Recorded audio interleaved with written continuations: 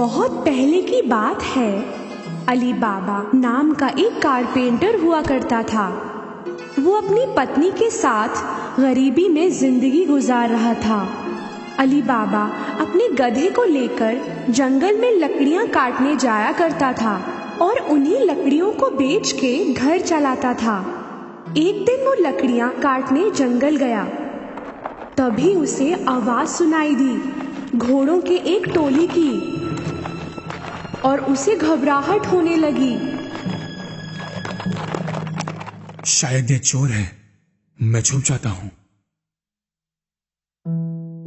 गधे को झाड़ियों के पीछे छुपा के अली बाबा पेड़ पर चढ़ गया। वो टोली सीधे उस पेड़ के नीचे ही आके रुकी। अली बाबा ने गिनती की, वो 40 थे। उन लोगों ने कुछ भारी सामान अपने घोड़ों से उतारा। अली बाबा को समझ में आ गया कि वो चोर हैं।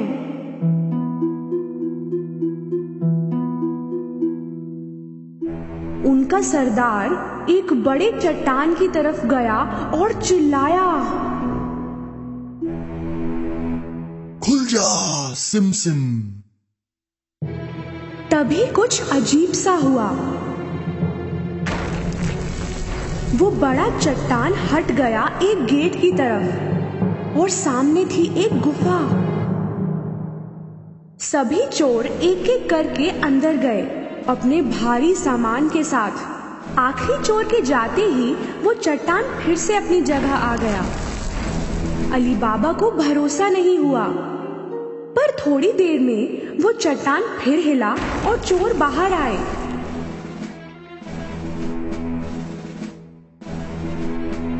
सरदार बाहर आया और फिर से चिल्लाया, बंद हो जा सिम सिम। उस चट्टान ने फिर से रास्ता बंद कर दिया और वो थोड़ी ही देर में घोड़े पे सवार होके चले गए। अली बाबा पेड़ से नीचे उतरा और सीधे चट्टान की तरफ गया। उसने वही शब्द कहे, खुल जा सिम सिम। वो चट्टान गड़गड़ाहट की आवाज के साथ फिर से हटा। अली बाबा अंदर गया। अंदर जो था वो देख के उसका सिर फिर गया। सोने के सिक्के, हीरे, खजाने यूं ही बिखरे हुए थे।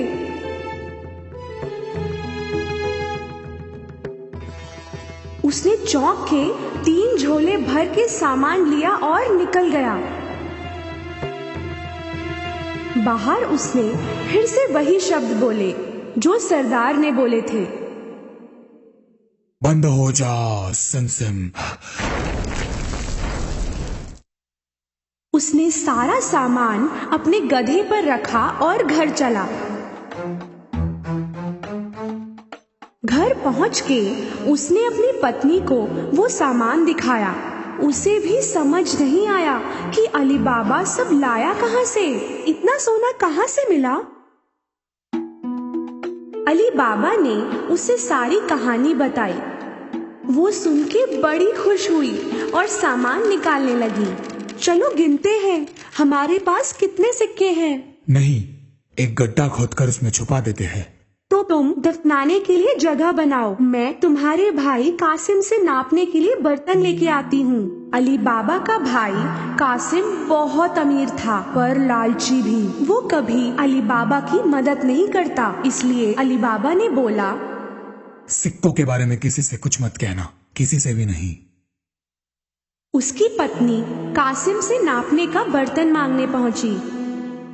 कासिम को दाल में कुछ काला लगा तो उसने पूछा, तुम्हें क्यों चाहिए, क्या नापोगी उसमें? अली बाबा की पत्नी ने कुछ झूठ मूठ का बोल दिया। कासिम को उस पे भरोसा नहीं हुआ। उसने चुपके से बर्तन के नीचे शहद लगा के दे दिया। उसी बर्तन में सोने के सिक्के नापने लगे दोनों और फिर सारे सिक्के दफना दिए।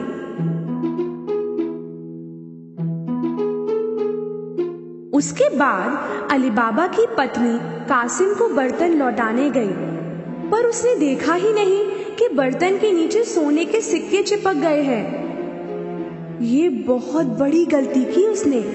कासिम को बर्तन मिलते ही उसने नीचे की तरफ देखा। सोने का सिक्का देख के वो हक्का बक्का रह गया। कहां से मिला होगा अली बाबा को वो सोना? कासिम की नींद उड़ गई। सुबह होते ही वो अली बाबा के घर गया और उसे बर्तन के नीचे लगा हुआ सिक्का दिखाया। अली बाबा, तुम सोना खरीद तो नहीं सकते, कहां से आया ये सोना? बताओ मुझे। अली बाबा ने उसे सारी कहानी बताई ताकि वो किसी और को इसके बारे में ना बताए। अगर तुम मुझे उस जगह नहीं ले चलते तो मैं चोरों को बता दूंगा तुमने क्या किया। पर कासिम, अली बाबा को मालूम था कि कासिम सच में बता देगा, इसलिए उसे उस जगह ले जाना ही पड़ा। वो गुफा इसी चट्टान के पीछे है। अब चलो यहाँ से, कहीं वो चोर फिर ना आ जाए। दोनों वापस घर लौट आए, पर कासिम का ध्यान वहीं गुफा में था। वो हाथों हाथ 2 गधे लेकर गुफा पहुंचा। वहां पहुंचते ही उसने वो शब्द दोहराए जो अली बाबा ने बोले थे, खुल जा सिम सिम। वो चट्टान हट गया और रास्ता खुल गया। कासिम को भरोसा नहीं हुआ। अंदर का नजारा उसे हक्का बक्का कर गया। इतना सोना देख के उसका दिमाग खराब हो गया। जल्दबाजी में उसने सोना भरा अपने झोलों में।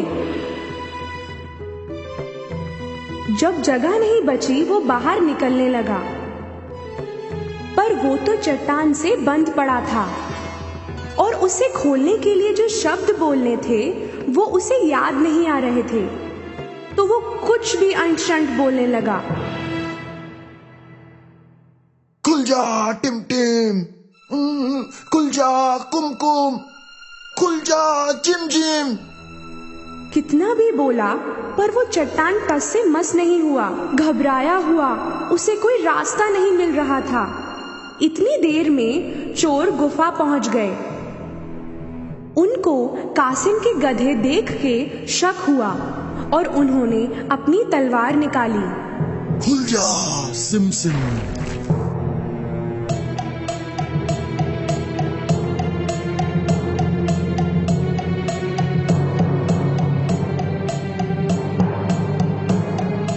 रास्ता खुलते ही चोरों ने कासिम को पकड़ लिया और उसे सजा दी। तो ये चोर हमसे चोरी कर रहा था। देर रात होने पर कासिम घर नहीं लौटा तो उसकी पत्नी को चिंता हुई। उसने अली बाबा से मदद मांगी। अली बाबा को भी कासिम की चिंता थी। वो गुफा पहुंचा तो उसे कासिम के गधे दिखे। तब उसे समझ आया कि कासिम को चोरों ने मार डाला है। उसने अपनी पत्नी को सब कुछ बताया। उन्होंने फैसला किया कि ये बात किसी को नहीं बताएंगे। कुछ दिनों बाद अली बाबा और उसकी पत्नी कासिम के घर रहने लगे। उन्होंने उसका कामकाज संभाला और उसकी तरक्की की। वो अमीर होते गए। उसी समय चोरों के सरदार को समझ आया कि गुफा से सोना दिन पे दिन कम होता जा रहा है, तो उसने एक चोर को ध्यान रखने के लिए कहा, शहर में जाओ और देखो कि क्या कोई ऐसा है जो नया नया अमीर हुआ है और बहुत खर्चा करने लगा है। उस चोर की नजर पड़ी अली बाबा पर, जो सोने के सिक्के लेकर बाजार में घूम रहा था। उसने उसका पीछा किया। अली बाबा के घर में घुसते ही चोर ने दरवाजे पर निशान लगा दिया।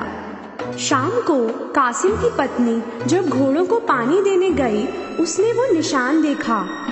उसे समझ में आ गया कि कोई मुसीबत आने वाली है, तो उसने रंग लेके आसपास के सारे दरवाजों पर वैसा निशान बना दिया। सुबह होते ही 40 चोरों की टोली अली बाबा का घर ढूंढने आई। तब उन्हें सारे दरवाजों पर वो निशान दिखा। हार के वो लौट गए। पर उनका सरदार जिद्दी था। उसने भेष बदल के उसे ढूंढना शुरू किया और चुपचाप वो पहुंचा अली बाबा के घर। दरवाजा खटखटाया तो अली बाबा ने खोला। मैं बहुत दूर से आया हूं। मैं तेल बेचने निकला था। सुनने में आया है कि आप यहाँ के सबसे अमीर इंसान हैं। तेल बहुत अच्छा है, खरीदेंगे? अली बाबा ने सरदार को तेल का व्यापारी समझ के रात को खाने पे आने के लिए कहा। तेल की 40 बरनियां लेके वो अली बाबा के घर पहुंचा। अली बाबा ने उसकी बहुत खातिरदारी की। रात को वहीं रुकने की सलाह देने पर सरदार ने खुशी खुशी हाँ कह दिया। जब वो दोनों खाना खा रहे थे, कासिम की पत्नी तेल की बरनियां देखने गई। उन्हें कुछ आवाज सुनाई दी। हम निकले अभी? नहीं, थोड़ी देर और। तब उन्हें समझ आया कि तेल नहीं, इनमें तो चोर छुपे हैं, और उसे समझ आया कि ये लोग क्यों आए हैं। वो रसोई में गई और काफी तेल गरम किया और हर एक बरनी में गरम तेल डाला। अंदर बैठे चोरों की हालत खराब हो गई और वो कुछ कर भी ना पाए।